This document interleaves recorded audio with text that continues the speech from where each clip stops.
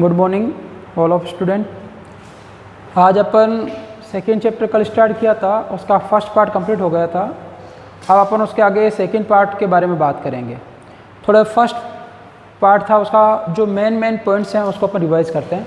देखिए, सबसे पहले जैसे कल बात की कि अपना चैप्टर का नाम ही क्या है, नर व मादा युग्मोद्भिद, male and female gametophyte structure and development.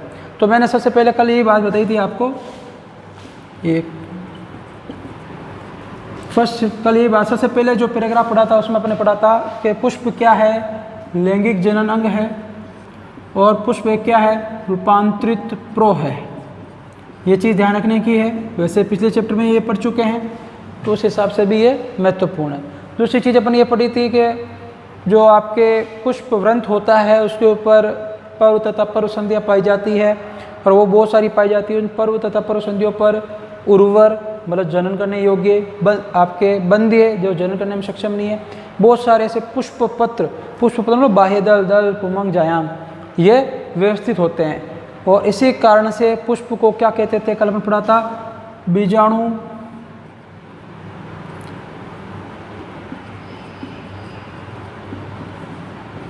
बीजाणुपणधारी pro, क्या कहते थे, बीजाणुपणधारी प्रो कहा जाता था।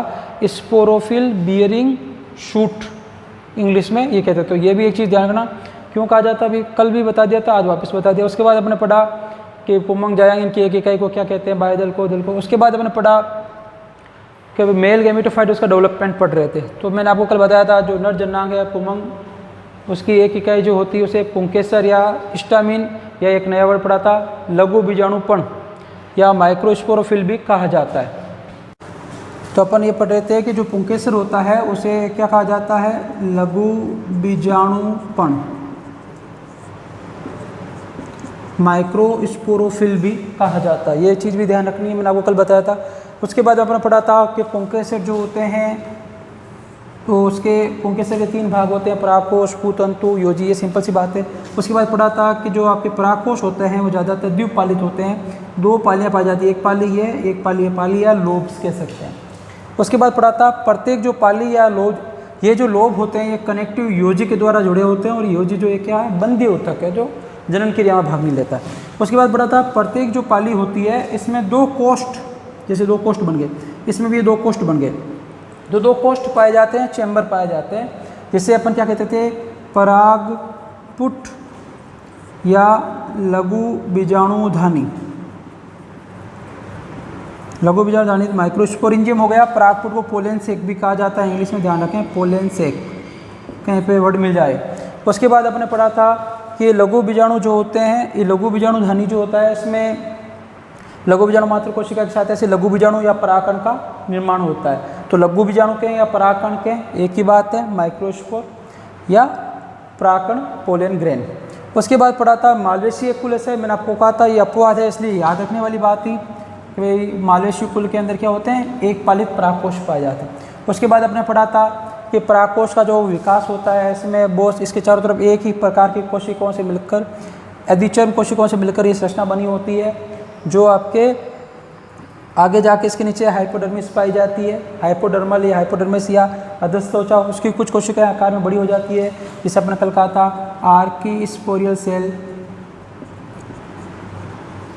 इंग्लिश वर्ड जरूर याद रखें इसका आप, आर्कीस्पोरियल कोशिका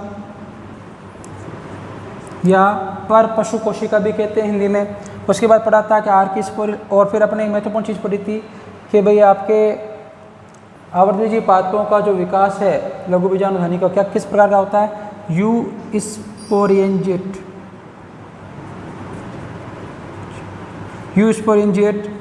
या सु, हिंदी में सुबीजाणुधानीय, सुबीजाणुधानीय प्रकार का होता है, कल चर्चा कर चुके थे। फिर पढ़ा था कि आर्कीस्पोरियल सेल होती है, इसमें परिणत विभाजन होता है, 2 कोशिकाएं बनती है।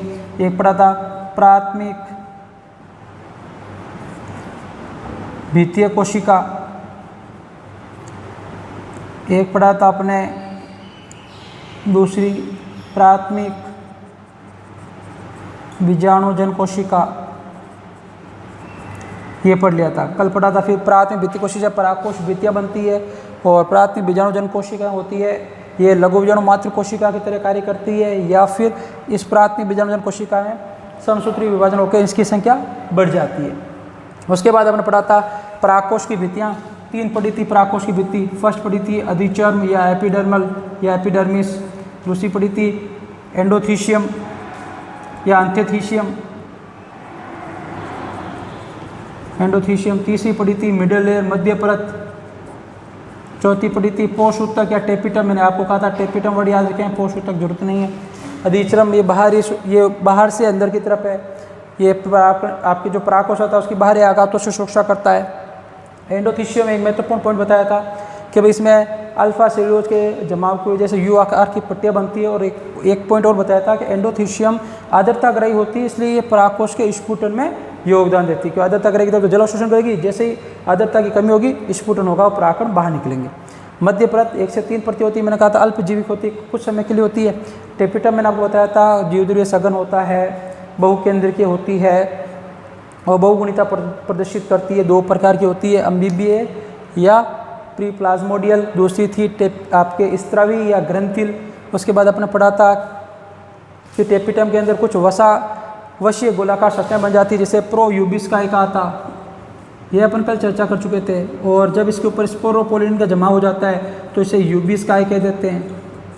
और टेपिटम का मुख्य कार्य याद रखना हमेशा परागकणों को पोषण देना। मैंने कल एक क्वेश्चन भी बताया था आपको कि टेपिटम जो होती है, यदि परागकणों के विकास से पहले टेपिटम को नष्ट कर दिया जाए तो क्या होगा, तो परागकणों का विकास नहीं होगा या परागकणों की क्रिया जो वृद्धि है वो रुक जाएगी। उसके बाद पढ़ा था अपने प्राथमिक बीजाणुजन कोशिका। तो प्राथमिक बीजाणुजन कोशिका क्या करती है, लघु बीजाणु मात्र कोशिका का निर्माण करती है, और लघु बीजाणु मात्र कोशिका में अर्धसूत्री विभाजन होने से क्या बनते हैं, लघु बीजाणु बनते हैं। ये कल अपन बात कर चुके थे। मैंने जो महत्वपूर्ण पॉइंट थे उनको आपके 5 मिनट के अंदर अंदर रिवाइज करवा दिया पूरा। अब नेक्स्ट आगे पढ़ते हैं कि जो आगे का टॉपिक है आज पार्ट 2 के अंदर, उसको कंटिन्यू करते हैं।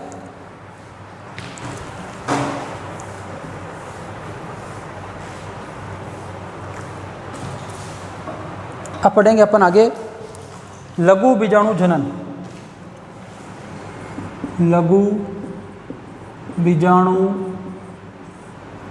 जनन, माइक्रोस्पोरोजेनेसिस।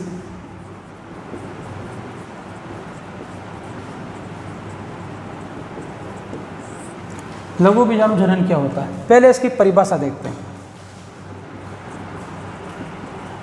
कि डेफिनेशन क्या है इसकी बात करेंगे कि लघु बीजाणु मात्र कोशिका जो द्विगुणित अवस्था में होती है उसमें अर्धसूत्री विभाजन होने की वजह से 4 अगुणित लघु बीजाणुओं का निर्माण होता है। उसे क्या कहा जाता है, लघु बीजाणु जनन। क्या सिंपल सा कि लघु बीजाणु मात्र कोशिका जो क्या होती है 2n होती है, द्विगुणित अवस्था में होती है, इसमें अर्धसूत्री विभाजन होगा, मतलब मियोसिस होगा, और क्या बनेंगे 4, मियोसिस में आपको बताइए क्या बनते हैं, 4 संतति बनती, 4 लघु बीजाणु बनेंगे, और ये 4 लघु बीजाणुओं का बनना ही क्या कहलाता है, आपके लघु बीजाणु जनन कहलाता है। सिंपल सी परिभाषा होगी कि लघु बीजाणु मात्र कोशिका में अर्धसूत्री विभाजन होने से 4 लघु बीजाणु बनने की क्रिया, 4 अगुणित लघु बीजाणु बनने की क्रिया क्या कहलाती है, लघु बीजाणु जनन कहलाती है। अभी कैसे बनती है उसकी बात करते हैं थोड़ी सी डिटेल में। अभी अपन ने क्या पढ़ा था कि जो परागकोश होता है उसकी बीजाणुधानी या लघु बीजाणुधानी में क्या पाए जाते हैं, प्राथमिक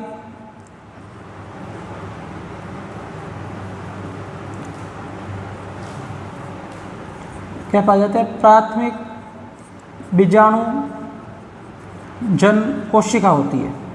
इनका जीवद्रव्य क्या होता है, सघन होता है। इस चीज़ का भी जानना इतना पूछा नहीं जाता नॉलेज के लिए, क्या होता है, जीवद्रव्य सघन पाया जाता है। जीवद्रव्य क्या रहेगा, सघन रहेगा। चलो ये बात हो गई कि जीवद्रव्य का सघन पाया जाता है किसमें, प्राथमिक बीजाणु जन कोशिका के अंदर। तो ये प्राथमिक बीजाणु जन कोशिका जो होती है कहाँ पे पाई जाती है, परागकोश की लघु बीजाणुधानी में। और इसमें प्राथमिक बीजाणु जनन कोशिका में क्या होता है, इसके द्वारा किसका निर्माण होता है, सक्रिय के मतलब जो कार्यशील है, सक्रिय लघु बीजाणु मात्र कोशिका क्या बनेगी, सक्रिय लघु बीजाणु मात्र कोशिका बनेगी। किसके द्वारा? बीजाणुजन कोशिका जो होती है वो सक्रिय लघु बीजाणु मात्र कोशिका का निर्माण करेगी, और सक्रिय लघु बीजाणु मात्र कोशिका जो होगी इस ये जो क्या होती है द्विगुणित होती है, इसमें क्या होगा अर्धसूत्री विभाजन होगा, मियोसिस होगा, और मियोसिस के द्वारा क्या होगा 4 एक गुणित लघु बीजाणु बनेंगे, 4 एक गुणित लघु बीजाणु बनेंगे, और 4 एक गुणित लघु बीजाणुओं का बनना ही क्या कहलाता है? लघु बीजाणु जनन कहलाता है। अब ये 4 लघु बीजाणु जो बनते हैं ये चतुष्क अवस्था में 4 एक साथ में पाए जाते हैं, वो अलग अलग स्थिति उसकी बात करेंगे। तो चतुष्क अवस्था या टेट्राड स्थिति में लघु बीजाणु व्यवस्थित होते हैं। अब चतुष्क कितने प्रकार हैं उनकी बात करेंगे। तो यहाँ तक तो समझ में आ गया होगा कि लघु बीजाणु मात्र कोशिका में अर्धसूत्री विभाजन के द्वारा 4 एक गुणित लघु बीजाणुओं का निर्माण या परागण, एक ही बात है, क्या कहलाएगा? लघु बीजाणु जनन कहलाएगा। परिभाषा ध्यान रखनी है, ये महत्वपूर्ण है। और ये 4 लघु बीजाणु बनेंगे, ये चतुष्क मतलब 4 एक साथ में पाए जाते हैं। किस प्रकार से अरेंजमेंट होते हैं? एक ऊपर होता है, नीचे होता है, साइड में होता है। अब उसकी बात करते हैं। तो चतुष्क के प्रकार पढ़ेंगे अपन।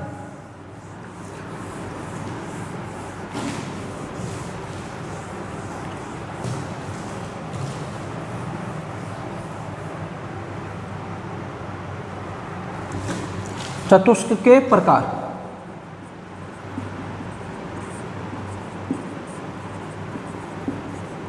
लघु बीजाणु चतुष्क है।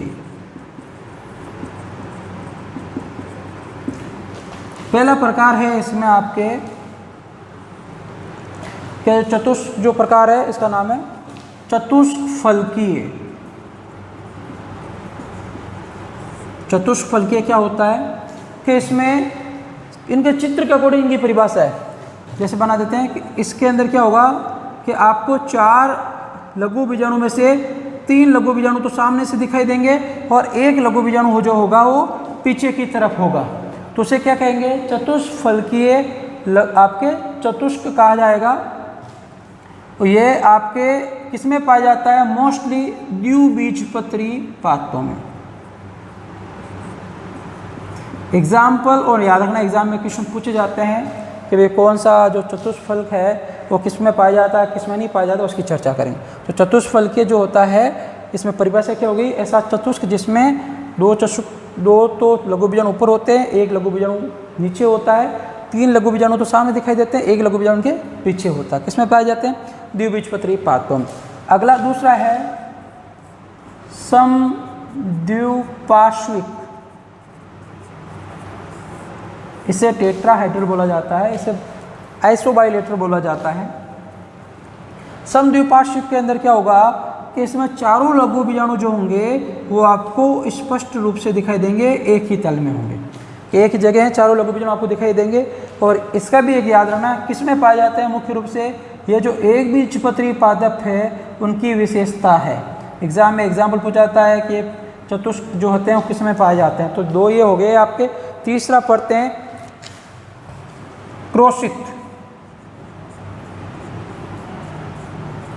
क्रोशित चतुष्क। इसमें क्या होगा आपके कि एक चतुष्क जैसे ये है तो इसमें 2 चतुष्क जो होंगे एक दूसरे के समकोण पे होंगे, ये दूसरे के क्या है? समकोण पे होंगे। और तीसरा चतुष्क जो होगा वो क्या होगा? एक से नीचे होगा, 2 चतुष्क ऊपर दिखाई देंगे, 1 चतुष्क नीचे होगा। तो 2 चतुष्क क्या होंगे? एक दूसरे के समकोण पर रहेंगे। और तीसरा चतुष्क जो होता है उनके क्या पाया जाता है? नीचे पाया जाता है। इनमें देखो चित्र में थोड़ा सा फर्क है। और इसका एग्जाम्पल है मैग्नोलिया। एग्जाम्पल याद रखेंगे, जरूरी है। एग्जाम्पल क्या हो गया? मैग्नोलिया। चौथा आपके प्रकार है टी प्रकार या टी शेप। इसमें क्या होगा कि इसमें 2 चतुष्क तो क्या रहेंगे आपके? इस प्रकार से रहेंगे लंबवत रूप से, और 2 चतुष्क क्या रहेंगे आपके? अनुप्रस्थ रूप से क्या रहते हैं? व्यवस्थित रहते हैं। तो इसे क्या बोलते हैं? टी प्रकार का आपके बोला जाता है, टी प्रकार का। और इसका एग्जाम्पल है एरिस्टोलोकिया। एरिस्टोलोकिया। और अब 5वां प्रकार जो है आपके वो है रेखीय। क्या है कि रेखीय प्रकार जो होता है, देखो इसमें आपके 4 सब में 4 बन रहे हैं। इस चीज़ का खास तौर से ध्यान रखेंगे। और देखो अभी साथ में वापस एक और पढ़ लेंगे। रेखीय में क्या होगा कि चारों लघु बीजाणु एक ही तल में एक ही साथ ऐसे व्यवस्थित में 1 2 3 4। एग्जाम्पल याद रखना है हेलोफिला। क्या हो गया? हेलोफिला। तो रेखीय के अंदर चारों लघु बीजाणु क्या होते हैं? एक ही सीध में, एक ही दिशा में व्यवस्थित होते हैं। सिंपल सा एग्जांपल देखिए, चतुष्फलकीय में 3 दिखाई देंगे, एक इनके पीछे की तरफ, समद्विपार्श्व में चारों एक ही तल में एक साथ दिखाई देंगे, द्विबीजपत्री में, एक बीजपत्री के अंदर। उसके बाद क्रोशित जो है ये आपकी इसमें क्या होगा? 2 लघु बीजाणु क्या होते हैं? लंबवत रहेंगे, मतलब समकोण के स्थिति में पाए जाएंगे, एक लघु बीजाणु नीचे की तरफ होगा। ये मैग्नोलिया में पाया जाता है। फिर टी प्रकार का जो आपके एरिस्टोलोकिया के अंदर पादपों में पाया जाता है, इसमें क्या होंगे? 2 लघु बीजाणु में क्या होंगे? लंबवत स्थिति होंगे, 2 अनुप्रस्थ स्थिति में पाए जाएंगे। और रेखीय के अंदर चारों एक ही तल में, एक ही दिशा में, एक ही रेखा के अंदर पाए जाएंगे। एक इसमें पाए जाते हैं हेलोफिला। एग्जाम्पल आपके लिए महत्वपूर्ण है, तो इस चीज़ का ध्यान एग्जाम के अकॉर्डिंग ये चतुष्फलक वाली जो संरचना है ये महत्वपूर्ण है। अब आगे पढ़ते हैं कि भाई चतुष्ट तो हो गया, अब क्या होगा?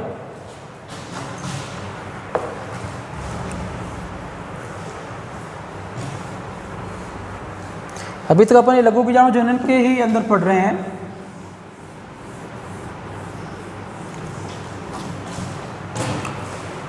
अब बात आती है कि जो सिंपल सी बात है, कोई सा भी एक लघु बीजाणु, जैसे मान लीजिए ले लिया, अब ये चारों लघु बीजाणु जो होते हैं आपस में जुड़े हुए हैं, जब ये एक जगह व्यवस्थित होते हैं, इसका कारण क्या है?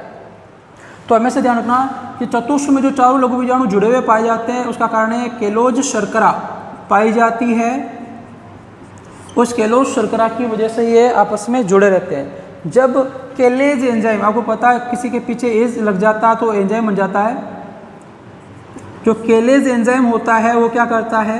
केलोज शर्करा का क्या कर देता है? विघटन कर देता है। और उसके विघटन से क्या होते हैं? परागकण क्या हो जाएंगे? ऐसे स्वतंत्र हो जाते हैं। अब जैसे से ये परागकण क्या हो गए? स्वतंत्र हो गए, ठीक है। और ये गोलाकार आकृति में होते हैं। ये चतुष्ट जैसे लघु बीजाणु जो होते हैं ये क्या हो जाते हैं? स्वतंत्र हो जाते हैं। तो इन्हें अब क्या कहते हैं? गोलाकार संरचना हो जाती है, परागकण या लघु बीजाणु कहा जाता है। और आकार भी थोड़ा सा इनका हल्का सा बड़ा हो जाता है। तो ये चीज़ ध्यान रखना कि चतुष्ट के अंदर जो चारों लघु बीजाणु हैं वो किसकी वजह से आपस में जुड़े रहते हैं? तो केलोज शर्करा एग्जाम के हिसाब से महत्वपूर्ण है।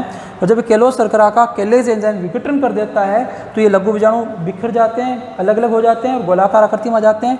तब इनको क्या कहते हैं? परागकण कहते हैं, ठीक है। तो ये पॉइंट हो गया। अब एक और चीज़ कि कुछ पादपों के अंदर देखा गया है कि परागकण जो होते हैं वो एक साथ सम्मिलित होकर, इकट्ठे होकर एक संरचना बना लेते हैं, जिसे कहते हैं परागपिंड, या इसे क्या कहा जाता है? पोलेनियम कहा जाता है। क्या कहा जाता है? पोलेनियम। कैसे? कि जैसे मान लीजिए इसमें क्या हो गया? बहुत सारे ऐसे परागकण क्या हो जाते हैं? इकट्ठे हो जाते हैं कि बहुत सारे परागकण क्या हो जाते हैं? सम्मिलित होकर गोलाकार संरचना बना लेते हैं, जिसे क्या कहते हैं? आपके परागपिंड कहा जाता है। इस रचना को क्या कहेंगे? परागपिंड या पोलेनियम। इंग्लिश वर्ड याद रखेंगे, पोलेनियम एग्जाम ये पूछा जाता है। और ये क्या हो गया? अंदर परागकण हो गए। तो इस चीज़ का अब ये स्थिति किस में पाई जाती है? तो ये स्थिति पाई जाती है, एग्जाम्पल जरूर याद रखें, परागकण किस में पाए जाते हैं? आक, केलोट्रोपिस और आर्किड्स के अंदर। कुछ आर्किड्स के अंदर ये देखने को स्थिति अपन को मिलती है। क्या मिलता है? कि जो ये परागपिंड है ये किस में पाए जाते हैं? अब देखो ये हो गया,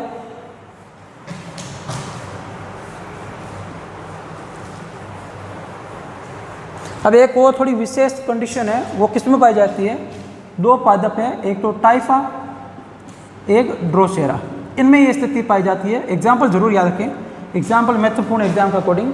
ज़्यादा तो नहीं पूछे जाते, लेकिन जब भी पेपर का थोड़ा सा लेवल बनेगा तो क्वेश्चन एग्जाम्पल से पूछा जाएगा और वहाँ आप कंफ्यूज हो जाएंगे। सिंपल सा आएगा तब तो कोई दिक्कत नहीं है।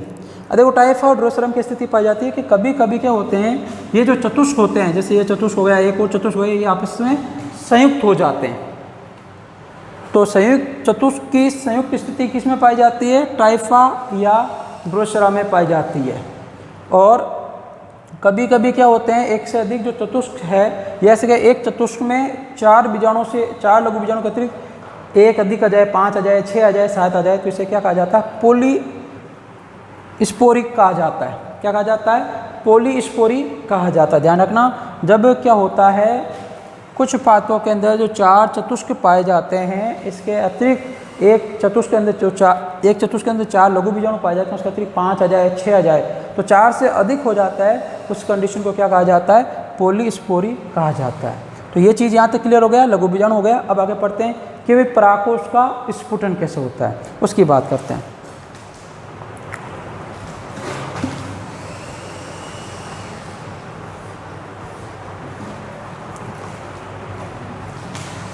तो अपन पढ़ेंगे परागकोश का स्फुटन।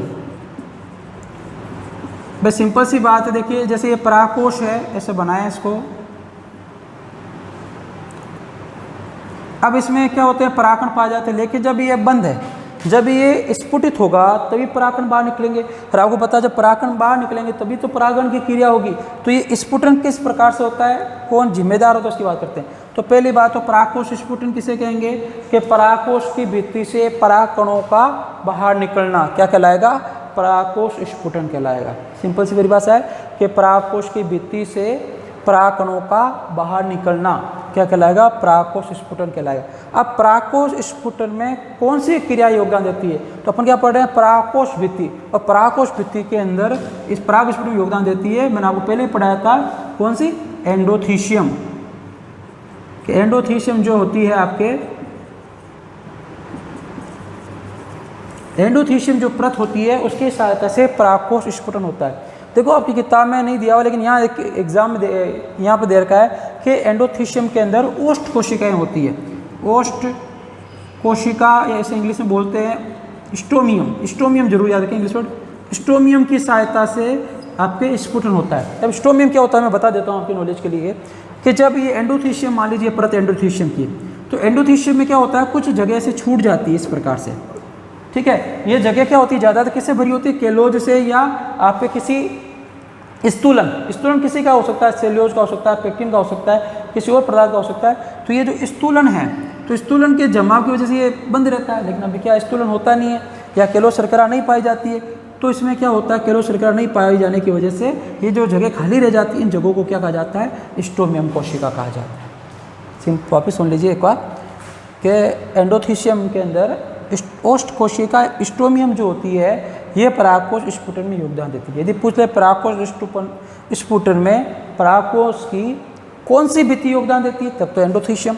तो एंडोथीशियम के अंदर कौन सी देती है, तो ओष्ठ कोशिका या स्टोमियम। क्या होती है कि जैसे मान लीजिए ये क्या है, एंडोथीशियम की परत है, कल पढ़ा था, एक परती होती है आपके एपिडर्मिस के नीचे पाई जाती है। तो ये जो होती है, इसमें कुछ जगह से खाली जगह छूट जाती है।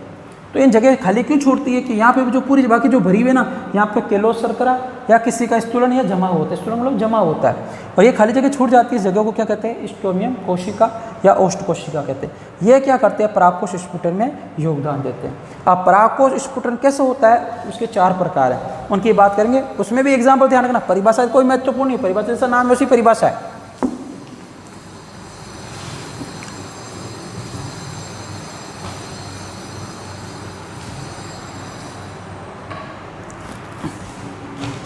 पहला है अनुप्रस्थ स्फुटन।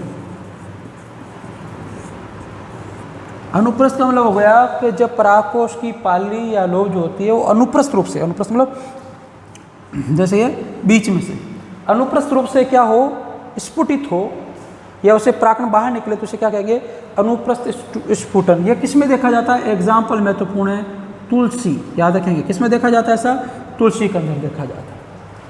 दूसरा है लंबवत स्फुटन। लंबवत स्फुटन,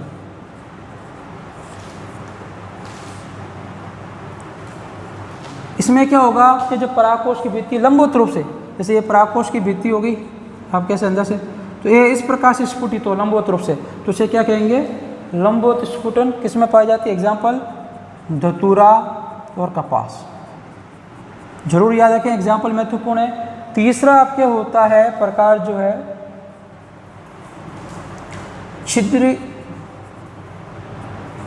छिद्र में या छिद्रीय स्फुटन।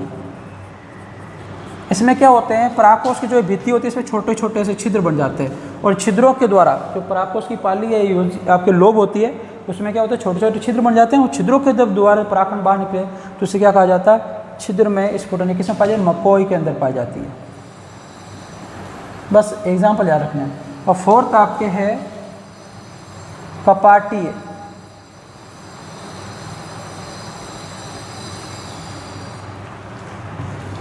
कपाटीय में क्या होता है, कपाट में होता है ऐसे लाइनिंग पाई जाना, तब ये बहुत सारी लाइनिंग पाई जाती है और एक साथ भी ऐसे परागकोश के स्फुटित हो अपनी पालियों से, तो इसे क्या बोलेंगे, कपाटीय स्फुटन। किसमें पाया जाता है, एग्जाम्पल याद रखेंगे, बार बेरी, बारबेरी के अंदर ऐसा पाया जाता है। चारों याद रखेंगे। इस परागकोश स्फुटन में किसका योगदान होता है? एंडोथीशियम, एंडोथीशियम के अंदर स्ट्रोमियम, अभी मैंने आपको समझाया था। अनुप्रस्थ स्फुटन तुलसी, लंबवत स्फुटन धतूरा कपास, छिद्र में स्फुटन मकोय और कपट स्फुटन बारबेरी। तो ये चीज़ हो गई आपके परागकोश स्फुटन की। अब अपन आगे पढ़ेंगे नर युग्मोद्भिद के बारे में। तो ये हो गया लघु बीजाणु जनन। यहाँ तक मेरे हिसाब से कोई समस्या नहीं होगी। थोड़े से एग्जाम्पल वाली प्रॉब्लम्स है, बाकी चैप्टर बहुत ईजी है और बहुत इंटरेस्टिंग चैप्टर है। क्योंकि देखो जूलॉजी में अपन जंतुओं के बारे में पढ़ते हैं, वो तो इंटरेस्टेड होते हैं, लेकिन पातों के बारे में जैसे अपन इतना इनके बारे में जानते नहीं, करीब से देखा होता है, लेकिन समझने में बहुत अच्छा होता है। बस थोड़े से एग्जाम्पल ऐसे होते हैं, याद भी करने पड़ते हैं, तो याद करते थोड़ा अजीब लगता है, इसलिए थोड़ा सा अपन को अजीब सा लगता है इसको पढ़ते वक्त। अब देखो अपन बात करते हैं नर युग्मोद्भिद की। नर युग्मकोद्भिद या गैमेटोफाइट। देखिए सबसे पहले कि भाई नर युग्मोद्भिद का निर्माण कौन करता है? कि सिंपल सी एक को लाइन जानना कि परागकण जो होते हैं, देखो आपको पता ही होगा परागकण और परागण दो अलग अलग क्रियाएं हैं। 11th में मैंने आपको बहुत पढ़ाया, फिर ये भी बता दूंगा। परागकण तो क्या होते हैं? आवर्तबीजी पादपों के नर युग्मक होते हैं। और परागण क्या होती है? प्रक्रिया होती है जिसमें परागकण जो होते हैं वो वर्ती कागज पर जाते हैं। अब उसकी भी बात करेंगे आगे। तो पहले परागकण जो होता है इसके अंकुरण, कि जब परागकण का अंकुरण होगा, क्योंकि देखो पता है परागकण भी क्या है? एन, युग्मोद्भिद क्या है? एन। परागकण का जब अंकुरण होगा तो किसका निर्माण होगा? नर युग्मकोद्भिद का निर्माण होगा, मेल गैमेटोफाइट का निर्माण होगा। पहली चीज़ तो अपन ऐसे भी कह सकते हैं कि नर युग्मोद्भिद की प्रथम पीढ़ी क्या होती है? परागकण या लघु बीजाणु। तो नर युग्मोद्भिद की प्रथम पीढ़ी क्या होगी? आपके परागकण या लघु बीजाणु होते हैं। अब क्या होता है कि नर युग्मोद्भिद का निर्माण कैसे होता है कि जो परागकण या लघु बीजाणु होते हैं इनमें युग्मक जनन की क्रिया होती है। क्या होती है? युग्मक जनन की क्रिया। युग्म जनन की क्रिया क्या होती है? जैसे परागकण में युग्म जनन मतलब इसका परागकणों का परिवर्धन, डेवलपमेंट, विकास जो होगा, इसके विकास होने से जो संरचना बनेगी नई, नर युग्मोद्भिद कहलाएगी। तो परागकणों के या लघु बीजाणु के युग्मक जनन की क्रिया के द्वारा किसका निर्माण होता है? नर युग्मकोद्भिद का निर्माण होता है। और परागकण या लघु बीजाणु नर युग्मोद्भिद की क्या है? प्रथम पीढ़ी है। या अपन कह सकते हैं परागकण या लघु बीजाणु क्या करते हैं? नर युग्मोद्भिद को रिप्रेजेंट या प्रदर्शित करते हैं। अब क्या होता है कि परागकण जो होते हैं इनके अंदर क्या पाया जाता है? एक केंद्रक पाया जाता है। परागकण की संरचना भी बताएं तो वो अभी आगे जैसे पढ़ते हैं साथ साथ बनाता जाऊँगा। मान लीजिए सपोज अभी है तो परागकण के अंदर क्या पाया जाता है? एक केंद्रक पाया जाता है। इस केंद्रक में क्या होता है? समसूत्री विभाजन होता है। और समसूत्री विभाजन की वजह से ये केंद्रक जो होता है दो भागों में बढ़ जाता है। इन दो भागों को एक को कहते हैं आपके केंद्रक जो होता है जनन कोशिका, और एक को क्या कहते हैं? कायिक कोशिका कहा जाता है। जनन कोशिका आकार में छोटी होती है और कायिक कोशिका जो होती है वो आकार में बड़ी होती है। तो क्या हुआ? परागकण में केंद्रक पाया जाता है। समसूत्री विभाजन होने की वजह से ये किसमें बदल जाता है? आपके दो केंद्रकों में बदल जाता है। उनके ऊपर भित्ति बनने से कोशिका बदल जाएगी। तो इन्हें क्या कहते हैं? जनन कोशिका और कायिक कोशिका कहा जाता है। और जनन कोशिका में समसूत्री विभाजन होने की वजह से इसमें कितनी कोशिकाएं बन जाती है? दो जनन कोशिकाएं बन जाती है। कितनी कोशिकाएं बन जाती है? जनन कोशिका कितनी? दो। किसकी वजह से? समसूत्री विभाजन की वजह से, माइटोसिस की वजह से। इस चीज़ का भी ध्यान रखेंगे। अभी क्या पढ़ा? महत्वपूर्ण क्या है कि नर युग्मोद्भिद का अंकुरण, परागकण के अंकुरण से नर युग्मोद्भिद बनता है। नर युग्मोद्भिद की प्रथम पीढ़ी या रिप्रेजेंट कौन करता है? नर युग्मोद्भिद को परागकण या लघु बीजाणु। और परागकण या लघु बीजाणु में युग्मक जनन की क्रिया की वजह से किसका निर्माण होता है? नर युग्मोद्भिद का विकास होता है। और युग्मक जनन क्या होता है? युग्मकों के निर्माण की क्रिया, उनके परिवर्धन की क्रिया युग्मक जनन कहलाती है। उसके बाद पढ़ा परागकण या लघु बीजाणु जो होते हैं उसमें एक केंद्रक होता है।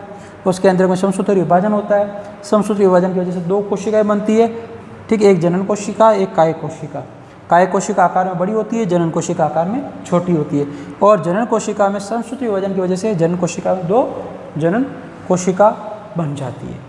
या अपन कह सकते हैं दो नर युग्मक बन जाते हैं। एक ही बात जनन कोशिका मतलब जो जनन क्रिया में भाग लेगी। और अभी नर का पढ़े तो नर युग्मक बनेंगे, मादा का पढ़ेंगे मादा युग्मक बनेंगे। तो दो नर युग्मक या दो जनन कोशिका का निर्माण हो जाता है। अब यहाँ तक अब पढ़ेंगे अपन परागकण क्या है। ठीक है, इसके बारे में पढ़ेंगे। यहाँ तक तो क्लियर होगा। वैसे आप चिंता मत कीजिए, मैं सभी पॉइंट लेकर चल रहा हूँ। किताब के अंदर आपका कोई भी एक पॉइंट्स आपको नोट्स PDF मिली है, उसमें से आपको कोई एक शब्द नहीं मिलेगा जिससे आपको लगेगा सर से वापस जब भी मिलेंगे सर से भी पूछना रहेगा। हर छोटी से छोटी चीज़ चाहे वो आपकी किताब में है या नहीं है, कहीं पॉइंट आ गया उसको भी मैं क्लियर कर रहा हूँ। अब पढ़ते हैं परागकण के बारे में। माइक्रोस्पोर या परागकण को बोलते हैं पोलन ग्रेन, या लघु बीजाणु को माइक्रोस्पोर, एक ही बात है, परागकण या लघु बीजाणु। अब देखो परागकण क्या होता है। पहली बात तो एक गुणित होता है, एक केंद्र की होता है और एक कोशिकीय होता है। इस चीज़ का ध्यान रखेंगे। इसमें कोशिका द्रव्य पाया जाता है और ये संरचनाएं परागकण के अंदर पाई जाती है। परागकण जो होता है उस पर आपके अलंकरण पाया जाता है। परागकण पर 2 आवरण पाए जाते हैं। बाहरी आवरण जो होता है, बाह्य आवरण जो कहलाता है आपके बाह्य चोल, जैसे बोलते हैं एक्साइन, और अंदर वाला जो होता है इसे बोला जाता है अंतःचोल, इंटाइन।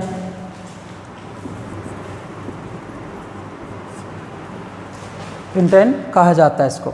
अब देखो बाह्य चोल क्या होता है कि बाह्य चोल पे बहुत सारे अलंकरण मतलब बहुत सी चीज़ें जुड़ जाती है। जैसे ये बाह्य चोल जो होता है परागकणों, सभी परागकणों में अलग अलग प्रकार का होता है। कहीं पे जालीदार होगा, कहीं पे कांटेनुमा होगा, कहीं पे गोल होगा। तो ये अलग अलग संरचनाएं होती है बाह्य चोल की। सिंपल सा परागकण बनाए तो एक अपन बना लेते हैं समझने के लिए।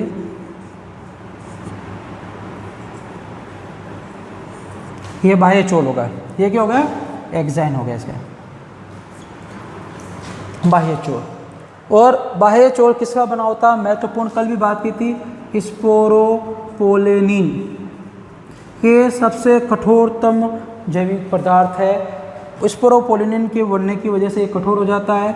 इस पर किसी भी प्रकार का जैविक व भौतिक क्रियाओं का प्रभाव नहीं पड़ता है। ये नष्ट नहीं होगा, मतलब काफ़ी वर्षों तक। जैसे अपन पढ़ते जीवाश्म मिलते हैं, तो जब भी पादप का जीवाश्म मिलेगा तो परागकण क्या रहेंगे, स्पष्ट रूप से देखने को मिलेंगे। क्योंकि स्पोरोपोलेनिन ऐसा है पदार्थ है, रासायनिक पदार्थ है जो जैविक व भौतिक किसी भी क्रिया से, मिट्टी से किसी भी क्रिया से संक्रमित नहीं होता है जैसा कि जैसा रहता है। इसलिए इसमें परागकण में प्रतिरोधक क्षमता अत्यधिक पाई जाती है।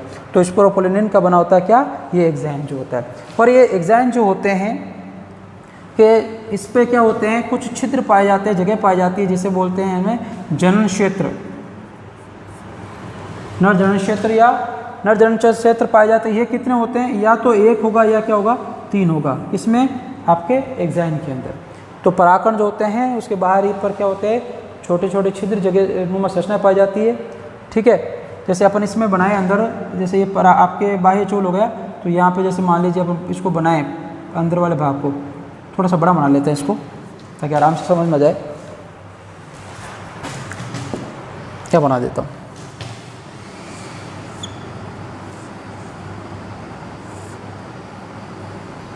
और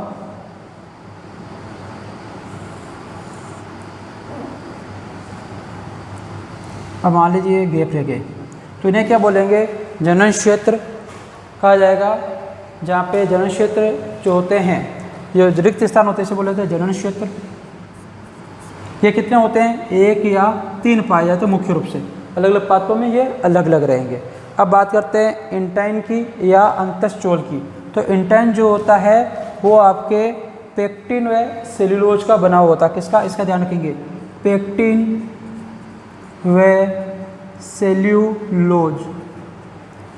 एग्जाम के हिसाब से महत्वपूर्ण क्या है, क्यों है, देखो स्पोरोपोलेनिन तो सभी बताते हैं जीवाश्म में सुरक्षित रहता है, जैविक भौतिक क्रियाओं का प्रभाव नहीं पड़ता है, लेकिन ज़्यादातर क्वेश्चन अंतःचोल पर बहुत ही कम पूछे जाते हैं। तो हो सकता है एग्जामिनर का यहाँ हो जाए कि भाई लोग तो आपके बाह्य चोल के बारे में पढ़ते हैं, तो ध्यान रखना अंतःचोल जो होता है वो पेक्टिन व सेल्यूलोज का बना होता है।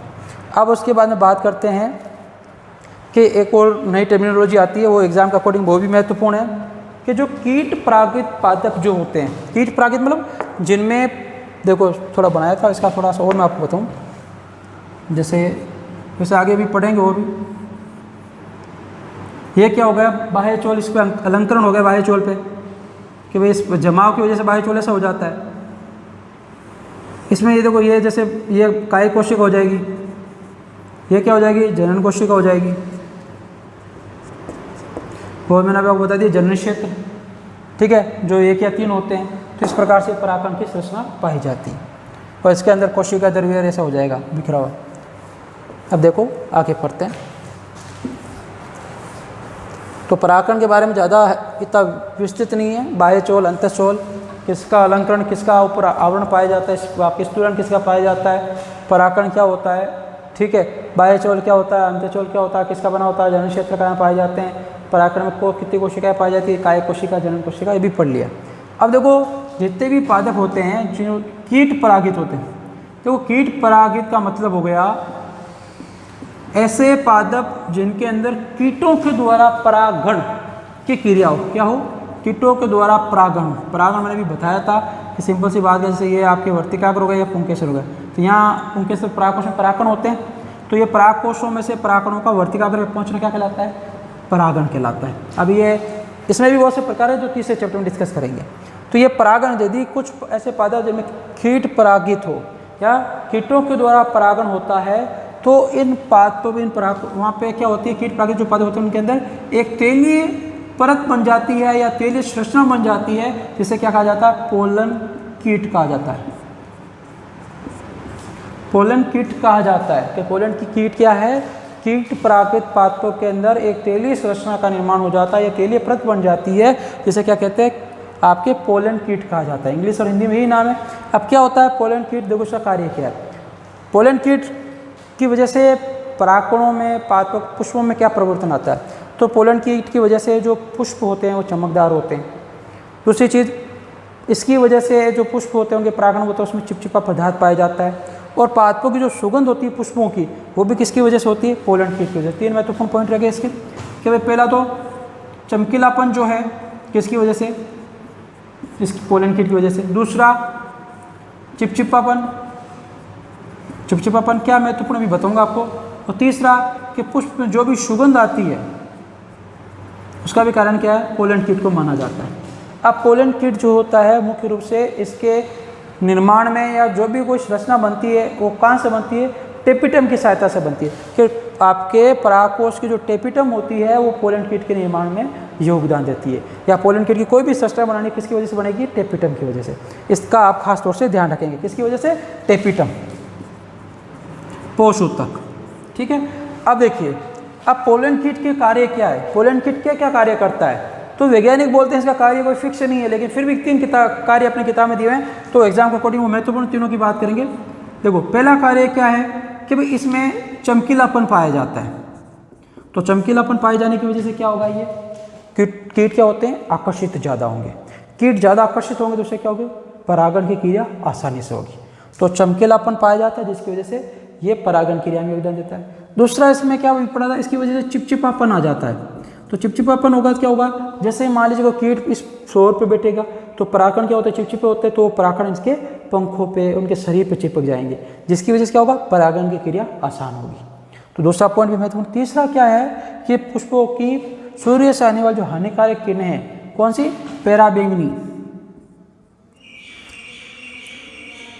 अल्ट्रावायलेट बोलते हैं जिसे, अल्ट्रावायलेट किरणें जो होती है उससे सुरक्षा करता है। कौन, आपके पोलन कीट। पोलन कीट क्या है, कीट परागित पादपों के अंदर एक तेलीय परत का निर्माण हो जाता है जिसे पोलन कीट कहते हैं।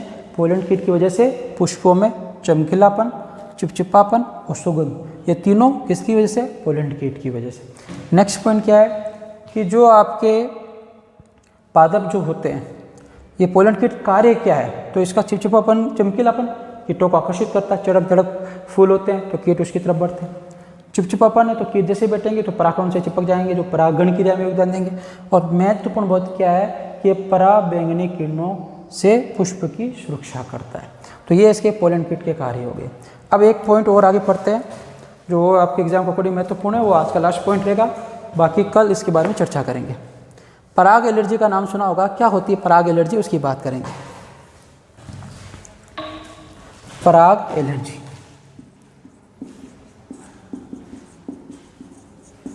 क्या होता है पराग एलर्जी के परागकण जो होते हैं उसका जो बाह्य चोल होता है, मान लीजिए परागकण का बाह्य चोल होता है, तो इसमें कहीं कहीं क्या होती है रिक्तिकाएं गुहिकाएं होती है ऐसे,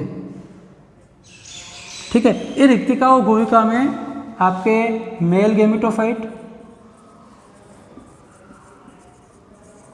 और आपके टेपिटम के द्वारा स्रावित कुछ पदार्थ इनमें पाए जाते हैं। इसके अंदर आपके परागण के अंदर क्या पाए जाते हैं, परागण के अंदर आपके जो इनकी बाह्य चोल होता है इसके अंदर कुछ गुहिकाएं कुछ रिक्तिकाएं होती है, उसके अंदर आपके मेल गेमेटोफाइट नरिग्मोद्भिद और टेपिटम के द्वारा स्रावित कुछ पदार्थ पाए जाते हैं।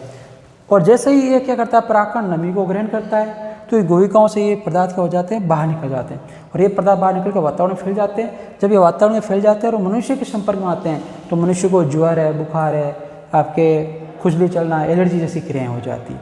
तो पराग इसे क्या कहते हैं पराग एलर्जी कहा जाता है। तो समझ में आ गया होगा पराग एलर्जी क्या है कि आपके जो परागकण होता है उसके बाह्य चोल के अंदर आपके नरिग्मोद्भिद या टेपिटम जो होती है उसके कुछ पदार्थ भरे होते हैं। जैसे ये आदत नमी में आता है, आर्द्रता ग्रहण करता है तो ये क्या होती है गुहिकाएं फूल जाती है, फूलती ये पदार्थ जो होता है इसमें भरा हुआ बाहर निकलता है, और ये पदार्थ जैसे बाहर निकलेगा हवा के संपर्क में आएगा, और जैसे ये मनुष्य के संपर्क में आएगा तो इससे क्या होगी खुजली चलेगी, ज्वर बुखार जैसे बोलते हैं ये क्रियाएं होने लग जाती है, जिसे अपन क्या कहते हैं पराग एलर्जी कहा जाता है। ठीक है, तो अभी तो जो पढ़ा उम्मीद करता हूँ आपको समझ में आया होगा। इससे आगे कल पढ़ेंगे, जब भी आप नेक्स्ट क्लास में आएँ उससे पहले आप क्या करें उसको अच्छे से तैयार करके आएँ, और ताकि आगे जो पढ़ाई जाती है चीज़ वो क्या होती है आपके काम आएगी। ठीक है, बाकी कल पढ़ेंगे। Thank you.